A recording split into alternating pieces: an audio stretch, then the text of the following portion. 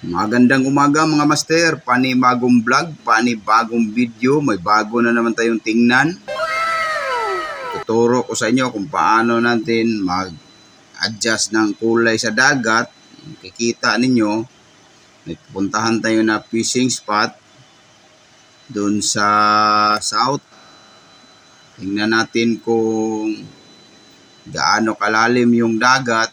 Tapos ituturo natin sa inyo kung paano kulaya natin yung dagat hanggang 100 meters.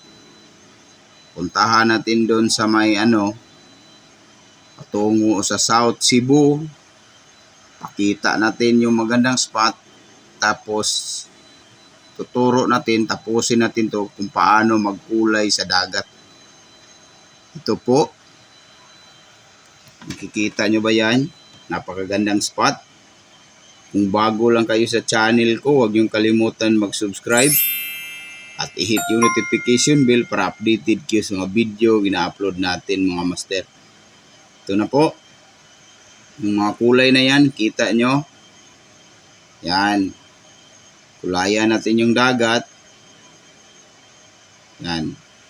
Tingnan nyo mga master kung anong ginawa ko master. Kita nyo yan. Yung kulay blue. In-adjust ko. Adjust natin yung kulay. Tapos i-save ninyo. Yan. Adjust natin. 60 to 80. Yan na po ang mangyayari na kulay. Tapos pindutin nyo. I-adjust natin sa Yan. I-adjust natin. Ikita nyo.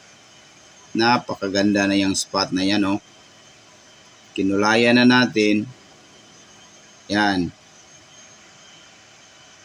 Kita nyo. Yan lang. Ganun lang. Tapos may settings naman dito. May feet. Tapos may meters. Meters lang ang gagamitin natin. Lahat. Naka-meters yan. Tapos meters. Tapos nakita nyo sa baba sa meters. Mayroong okay. Pindot nyan. Yan. Tapos 60 to 80 meters. Yan yung kulay violet. Kita nyo. Yan na po yan. Tapos yung naman isa medyo kulay pink. Yan. Yung kulay pink 90 to 80 to lagay natin sa 80 to 100 meters. Yan. Tapos save.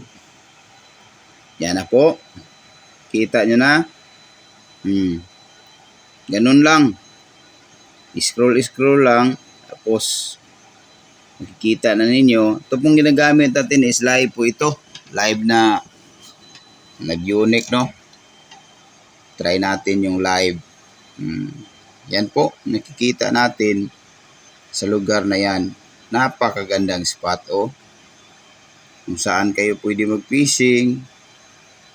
Parang hindi na kayo masisiro dito sa spot na to. Kasi parang pakurbada yung niya. Kurba-kurba yung lugar. Dito, medyo mababaw yung dagat. Dito, pero makikita naman natin sa ating bulang kristal. Ito po ay na-unique, Yan po siya. Makikita na po natin. Ang gandang spot, Yan, yung mga contour line dyan. Ganun lang po. Pag-adjust kung gusto nyong kulayan, dagat, yan lang po. Madali lang. Yan. Makikita na ninyo kung saan kayo pwede mag-fishing.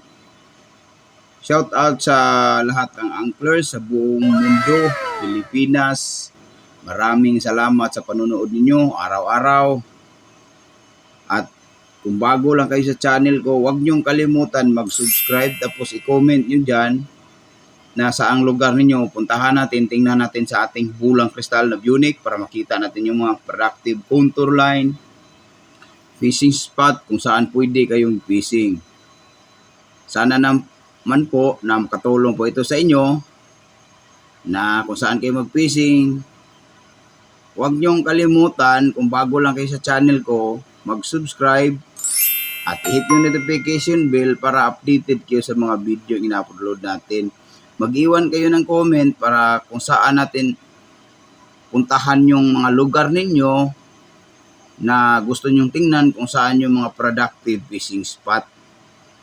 At maraming salamat sa panunood. Sana naman ingat kayo sa pag-fishing kasi mayroon din makahuli tayong mga malaki gaya ng mga shark, iho.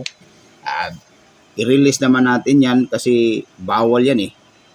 Hanggang dito na lang.